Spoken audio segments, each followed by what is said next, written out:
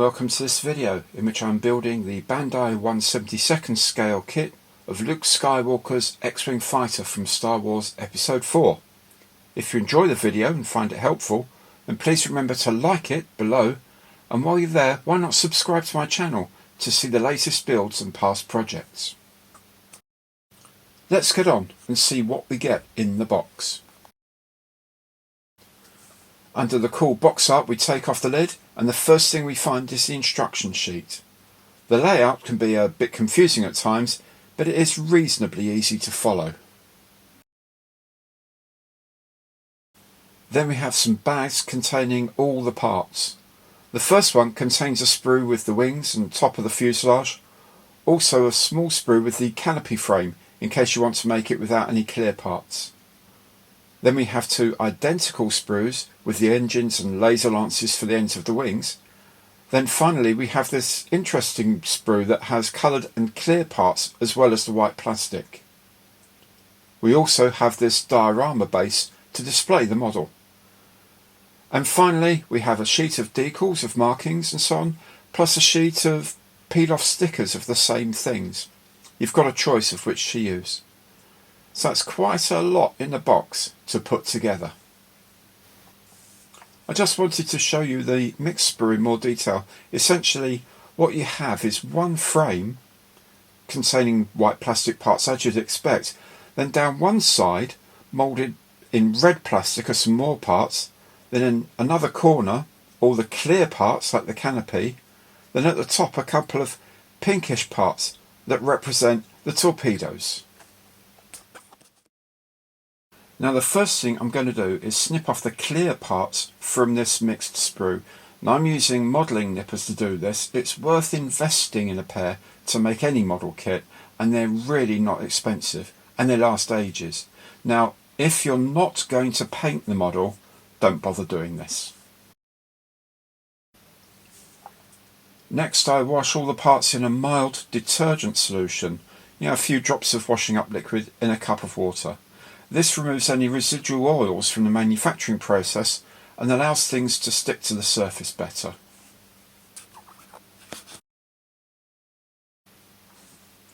Now I'm going to be painting this kit, so I'm also going to add a thin layer of acrylic primer for plastics. If you're not painting the kit, then miss this out. Now with your primer, make sure it is one for plastics, not for wood or metal or anything like that. So now we can start assembling the wings. First fit the panel insert into the main wing section. Press this in well. If you've done some priming, you might need to just sand some of the edges with fine sandpaper or maybe a nail file. These pits fit very tightly together. Next on comes part of the engine. Then we flip the wing and do the same again to the opposite end.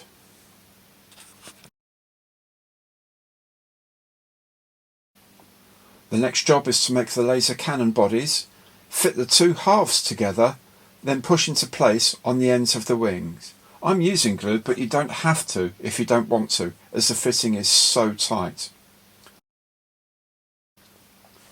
There are small pieces to fit at each end of the cannon body.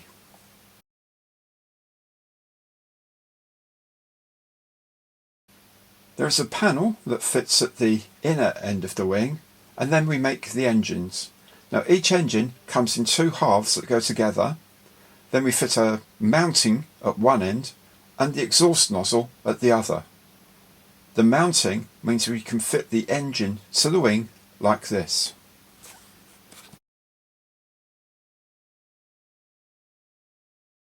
Next are the intakes, and before we put these together I'm going to pre-paint the fan blades, as they'll be very difficult to paint when the intake is assembled. We glue the fan to the intake body and then add a mounting structure behind it. There's a rear cover to add, then the whole front of the engine can be mounted to the wing.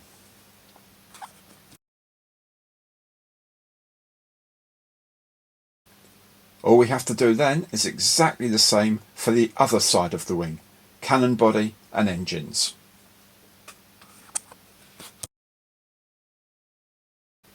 This done, there are a couple of small fillet pieces to add in, and then this half of the wing structure is complete. Just one more wing, exactly the same, to do.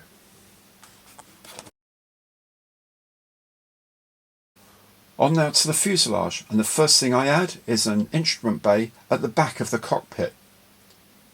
With smaller parts, it's often best to paint them whilst they're still on the sprue, like the control column and the seat. Now the seat I'm painting in black with a kind of leather coloured insert. While these are drying, I'll paint the inside of the cockpit dark grey, then I can fit the seat and control column using tweezers, as my fingers are a little chunky.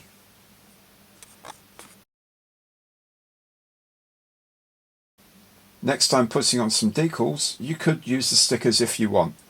The decals are cut out of the sheet and put in water so they can slide off. Glide them into place with a paintbrush and let them dry completely before moving on. Next there are some external panels for the cockpit tub. You'll see I've added some brass paint to some of the pipes in the cockpit. Using metallic paint as a highlighter really adds a lot of apparent detail for very little effort.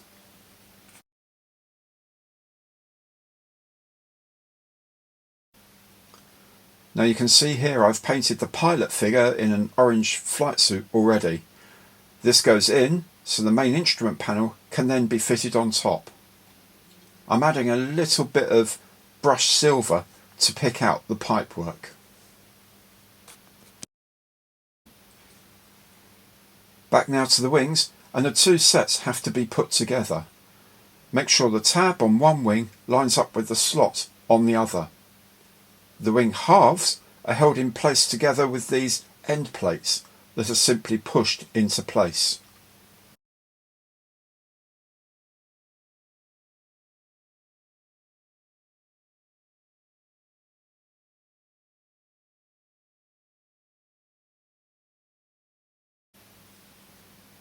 Then the completed wing section can sit in place at the bottom half of the fuselage, and then the top half with the cockpit gets fitted on top. You'll really need to press hard to fit these bits together. After that there are several more panels and parts to fit around the fuselage, including the torpedo ports and the nose. The upper cover of the fuselage gets pressed into place next, and we follow that by the top cover of the equipment bay. You slide this part into place, and this could be a good time to fit R2-D2 into his position as well. We push together the three parts that make up the rear bulkhead and then press that into place. This really completes the main part of the build. For the canopy you have the choice of using this plain frame so you can see your pilot better, or the clear plastic windows. With the window you can use the decal or stickers to show where the metal frames are, or you can paint them. I'm spraying my model, so I'm going to put masking tape over the bits I want to keep clear. Very carefully cut off any excess with a sharp craft knife. The canopy parts can then be put on the model.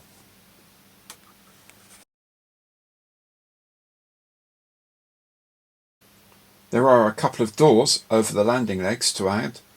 You can have the model resting on its legs or in flight, and I've chosen to have it in flight. Now I can give the whole model another fine coat of primer and then paint it white using an airbrush. You could use a spray can of white acrylic paint if you want, or brush the colour straight on. Try to make sure you reach every part of the model, but don't put too much paint on at once. Do 2 or 3 coats if you need to. If you're going to make a fighter that looks used, the surface doesn't have to be that perfect anyway. When the white is quite dry, we can add other colours.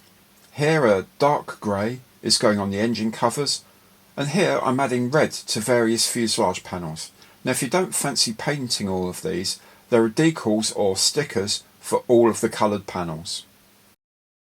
Once again I'm adding metallic accents to various pieces to make them stand out.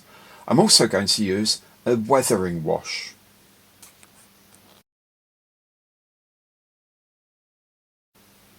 Now if you've never done weathering before, practice on one of the diorama bases. Brush a little plain water along any joint you want to highlight. Then mix in a tiny bit of weathering powder to water, pick up a little drop on your brush and just touch at the joints between the panels. The black will be drawn along the joint, making it more visible and more realistic.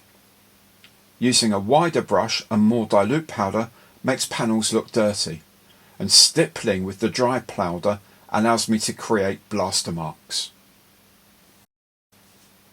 Now for some of the more complex markings I'm going to use the decals instead of painting them. One of the more tricky is the helical blue stripe on two of the laser cannon lances, but be gentle and they'll grip by themselves.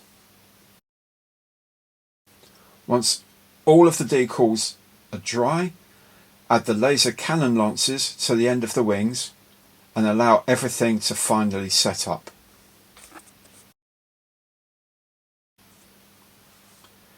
Nearing the end, and I'm fitting the diorama base together.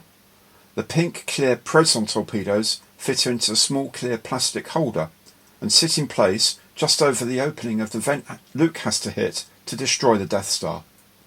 The other base clips into this, and this contains the stand for the fighter.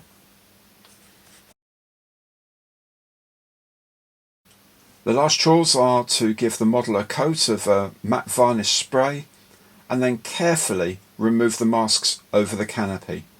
Luke can now be seen sitting in the cockpit.